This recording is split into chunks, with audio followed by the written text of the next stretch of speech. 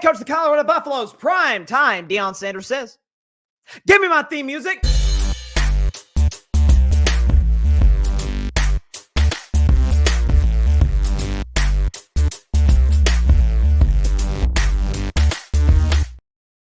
On this week's edition of Carving Out the Context, we're going to be talking about Jerry Jones, Gerald Wayne Jones, the owner / general manager of the Dallas Cowboys, dating back to 1989. Gosh darn it, was it George H.W. Bush was president? Man, it's been a minute. It's been an eternity for a lot of Cowboys fans. He was on the radio yesterday in Dallas on their local flagship station that carries Cowboys games as well as Cowboys commentary throughout the course of the week. And he always does this, as we know, radio interview, and you often get some weird, folksy quote or comment, and we didn't get that. Jerry Jones came in and was well, he had a lot to say. Let's just show you what he said. Your job isn't to let me go over all the reasons that I did something and I'm sorry that I did it. That's not your job. Well, my job is to ask why. Get a job, or I'll get somebody else to ask these questions, man.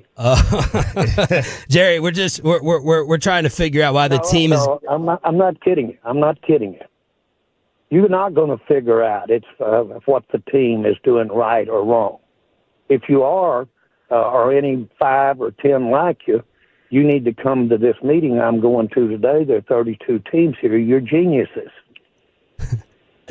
Jerry, okay. Y'all really think you're going to sit here with a microphone and tell me all of the things that I've done wrong and without going over the rights? What rights? Please do tell, Jerry. What have you done? Forget this past offseason, which we'll get into. What have you done in 30 years that folks would consider? Oh, good call there, Jerry. Yeah, we can go back to the 1994, 1994 offseason when after back-to-back Super Bowls, you fired a Hall of Fame head coach in his prime with the Cowboys in the midst of their prime, a dynasty, Jimmy Johnson, because of a dispute over power over personnel. Can you imagine? I use this all the time, but I'll certainly use it today. Can you imagine a press conference? The Hunt family, Brett Veach, and Andy Reid in the room, and Andy Reid saying, it's been fun, got a couple Super Bowls back-to-back, 3 in total, obviously. In the case of Reid, we decided it was time to move on. We would say, what the hell happened with the Kansas City Chiefs? Something happened. There was a clear power struggle, and they just fired one of the greatest coaches in the history of the National Football League. I argue top 5 ever. I think Reid's awesome.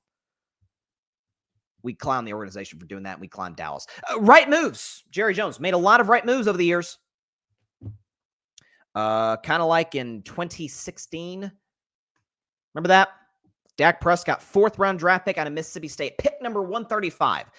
And Tony Romo goes down, preseason game. Tony Romo had a history of injuries, and Dak Prescott replaced him and shocks everybody. Yeah, listen, I'm a lifelong Dak fan going back to his days in college. I didn't see that coming. I mean, Dak has an unbelievable rookie year, and everybody talks about, well, you had this great offensive line and this great team. What great team? The same Cowboys team in the 5 years prior gone 46-50. That team. But Dak's lighting the world on fire. Jerry Jones still, again, what Mike Tomlin did yesterday on crack cocaine. This is what Jerry Jones did in 2016. Well, Tony is available if it is time to put Tony Romo in and replace Dak Prescott. Jason Garrett endorsed Dak as his quarterback, the head coach. You think the head coach should have the final say. Not the case in Dallas. Cowboys teammates endorsed Dak. Tony Romo himself. It took Tony to go in front of the media and give a de facto retirement presser to say, Dak's the quarterback. Dak's earned the right to be our quarterback moving forward. Jerry, even up until the end of that rookie year when Dak was about to win the darn Rookie of the Year award and lead the Cowboys to the 1 seed, Jerry still couldn't let go of Tony Romo. That was the right decision, right? Definitely the right decision. Kind of like it was to give Ezekiel Elliott the largest contract in the history of the running back position at the time. Was that the right decision? And like it was paying Jalen Smith, was that a right decision too? Kind of like it was to have for Jason Garrett to have not 1, not 2, but 3 straight 8-8, 8-8, 8-8 seasons. And you still keep him, you still retain him. And after playoff disappointment or falling short of a playoff appearance, you still keep him up until his contract runs out. Kind of like with Mike McCarthy. despite a losing season in 2020 and 3 consecutive very disappointing playoff appearances. You kept him. Kind of like how this offseason. All in. Going to go all in. All in to the Dallas Cowboys. Eric Kendricks re-signed the long snapper. All in. And Stephen Jones later clarified, well, what he actually meant was all in on keeping our guys. Then why didn't you sign him in, like, I don't know, March, when free agency opened, when the offseason commenced? Instead of CeeDee Lamb weeks before the season opener, so that he built no rapport with Dak Prescott. Now, CeeDee Lamb, by the way, is top 5 in receiving yards, but it does not look like the same connection that CeeDee and Dak had last year, where they were, in my view, the most prolific quarterback-receiver duo in football in 2023. So Dak's not able to work with this guy. CeeDee's not able to work with his guy. And you wait till literally hours on game day, week 1, hours before kickoff against the Cleveland Browns, to sign Dak to a contract that you could have gotten him for far less for.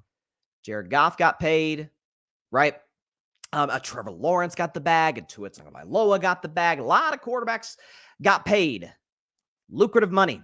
Could have paid Dak earlier, gotten him for more of a discount, been able to spread his money out so that you could get set free agents. Oh, yeah. Speaking of free agents, the Cowboys last year didn't have a great running game. Not near as bad as this year, but they couldn't run the football as well as they would have liked to. Running game, running backs. Gosh, who could... Wait a second. Derrick Henry's on the market. Derrick Henry, who's a 2,000-yard potential guy. Derrick Henry, who's in my opinion at least, a first-bout Hall of Famer in the Hall of Fame, Canton, Ohio. We don't even have to trade for him. We can just sign... They didn't sign Derrick Henry. The Cowboys, very limited wide receiving room outside of CeeDee Lamb. I have been preaching that since 2022. The Cowboys take one wide receiver in the NFL draft, and they take him in late rounds. And they don't sign one of note in free agency. He let his offensive line get worse with Tyron Smith and Tyler Biotish walking out the back door. He let his defense get worse with Dorrance Armstrong and Stephon Gilmore walking out the back door. He hired Mike Zimmer, probably a good thing at this. That probably was a good decision, to a one-year deal, because Zimmer's going to be gone after this year because he's been done a disastrous job at this defense. Jerry Jones wants the credit when things go well, but he doesn't want the blame. And by the way, what I think is interesting is some folks may push back and say, well, a few weeks ago, and maybe some Cowboys fans who were like really in the know and listen to Jerry's interviews would say, well, time out, Bryson. 2-3 weeks ago, Jerry Jones went on this same radio show and said, hey, I'll take the blame when it goes wrong. I am willing to take the blame when stuff doesn't.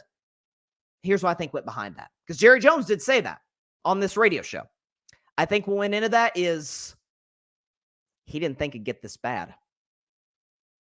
Jerry Jones been blown out before. Now, not like this, but Jerry Jones got blown out. By the way, the previous 3 games, Dak did all he could in the fourth quarter to make it close against Baltimore. Baltimore smoked him in that game. The Saints smoked him in Jerry World, and everybody and their mama know what the Packers did to Dallas in Jerry World in that playoff game. It was the fact, I think, 2 things with the Detroit Lions and what they did to Dallas that made Jerry this angry. Number 1, not only did Detroit dominate Dallas, they didn't even look like they were trying that hard, and they dominated Dallas. They were clowning the Cowboys. I've never seen this in my life. Lining up offensive linemen wide. I've never seen that in my life. I think I counted 3 plays that were run specifically for offensive linemen. But number 2, and maybe more importantly, why Jerry Jones is angry? Dan Campbell has ties to the Dallas Cowboys. He has ties there. And Jerry even alluded to that in his post-game presser on Sunday night. And he let that slip through his fingers, kind of like he let Sean Payton, who was on Bill Parcells' coaching staff back in the day, slip through his fingers as well. He had a Hall of Fame coach in Payton and a guy who's done a great job in Detroit, of all places. Both slipped through his fingers as he's gone with, in that time span, Wade Phillips and Jason Garrett and Mike McCarthy. All of them fine. None of them are bad head coaches, but none of them are going to take the Cowboys to the Super Bowl, for crying out loud. This is a clown move, rather, by, as I always say, an egomaniacal owner who has no interest in winning the way you win in the NFL. If Jerry Jones, who, by the way, is an abysmal, I cannot emphasize this enough, as bad of an eye for talent as any human being who runs football operations in this league shows with the Cowboys roster, Jerry will do whatever he has to do within what he's comfortable with, which these days, it's just sitting on his hands, letting the Cowboys lead every show in the country, which, by the way, I think that's why Dak Prescott didn't get paid in the long run. Because we saw he ended up getting paid. My thing was, he still doesn't believe in Dak. It's like, no, he got paid. So evidently he did believe in Dak enough to give him the biggest contract ever. Jerry just liked getting talked about. All press is good press in his mind. That's why I love the Thanksgiving game. Remember what he said? I've never forgotten this. Remember when the Cowboys throttled, a 12-win Cowboys team throttled a bad 4-win Washington Commanders team quarterbacked by Sam Howell? Remember Jerry said, I haven't had nights like this in my entire career as the Dallas Cowboys, even going back to the Super Bowl days. Jerry was just over the moon in a blowout win in November against the Washington Commanders. Highest rated game of the regular season, as it always is, the Thanksgiving game in Dallas, Texas. It's not about winning for Jerry Jones, at least without him getting the credit. So for this week's edition of Carving Up the Context, that radio interview told you everything you need to know. Jerry's in it to get Jerry some credit. Jerry's got this need, as most do, but he channels it in a really screwed up way. He's 82 years old. He's got to prove himself to the rest of the NFL world.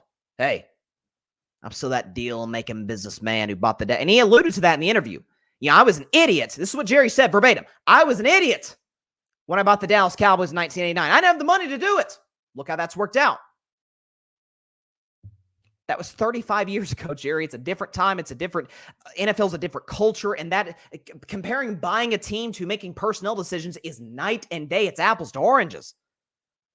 Again, this week's edition of Carving Up the Context, it ain't getting any better with the Cowboys and Jerry Jones. As long as that guy's running the show, it ain't getting any better. And I've heard some Cowboys fans say, hey, if this is a good thing for the Cowboys. If they would just keep getting blown out and have like a 5-win season, it'd be a disaster. Maybe, just maybe, Jerry will. No, he won't. No, he won't. This isn't the Democrats with Joe Biden. Joe Biden has that disastrous debate, obviously preceded by a number of, let's call them age-related snafus. And the Democrats, Nancy Pelosi, are like, yeah, get him out of here. We don't have a chance to win with this guy. And he left. Wish Republicans would have done that. Different story for another day. That ain't Jerry Jones. Biden's been in power for 4 years. Then it's over. A president can only be in power for 8 years. Jerry's been in power for 35. It's pretty incredible to watch. I'm not gonna lie. I always say I feel bad for Cowboys fans in large part because I was one, and this man is the reason I dipped and jumped ship from this franchise. It's probably why I chose the Steelers. Matter of fact, it is why I chose the Steelers, because of the organizational stability, because the owners own, the GM's GM, the coaches coach, the players play. What a concept. Thanks so much for watching the show on YouTube, and be sure to go click that big red subscribe button and check out the other clips and full shows from Carving It Up Live, as well as our other incredible content creators here on the Grid Network.